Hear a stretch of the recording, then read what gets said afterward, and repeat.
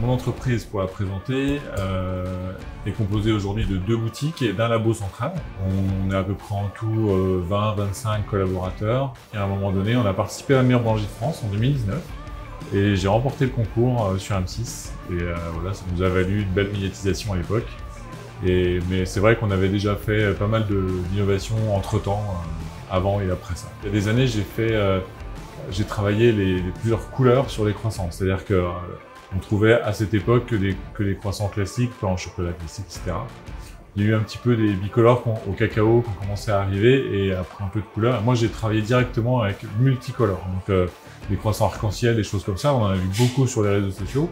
Mais en fait, au départ, je fais partie vraiment des pionniers, limite tout premier pionnier à lancer ça et à les fourrer, à les garnir. Donc, les croissants fourrés, c'était un peu quelque chose d'un peu totalement nouveau à Dijon, un peu nouveau en France. Et puis de ce produit, il y a eu une innovation autour, qui est le bar à croissant, qui permet d'injecter en fait à la demande, de personnaliser le produit à la demande du client.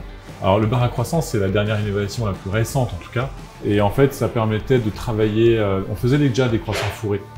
Mais c'était, si vous voulez, plutôt que de partir sur un stock de croissants fourrés par des collaborateurs dans le laboratoire, on est parti sur un travail en flux, où c'est les vendeuses ou les vendeurs qui, en boutique, comme le dernier kilomètre d'une livraison, fourrent le croissant au dernier moment, à la demande. Ça permet en fait de résoudre plusieurs problèmes. D'abord, les gens ils ont ce qu'ils veulent quand ils le veulent, ça c'est une première chose. Et surtout, on n'a pas de perte, de risque de perte, parce qu'on ne fourre pas à l'avance un produit dont on ne sait pas s'il va être vendu. Et qui plus est, on peut faire plusieurs goûts, on peut faire des bigoux. Et puis en plus, accessoirement, c'est vraiment un très bel outil. Je suis assez fier, parce que dans une boutique, c'est vrai que la toute première fois qu'on a installé ça, les clients disaient « Ah bah ça y est, vous vendez de la bière ?» Parce qu'on avait vraiment des trémies qui rappellent comme un bar en fait. Je ne pense pas être un pro d'innovation. J'analyse les besoins, je comprends les frictions de délivrabilité, voilà, je reprends un peu les termes. Et en fait, il y a un moment où il faut agir. On ne peut pas se dire qu'il y a des problèmes et ne rien faire.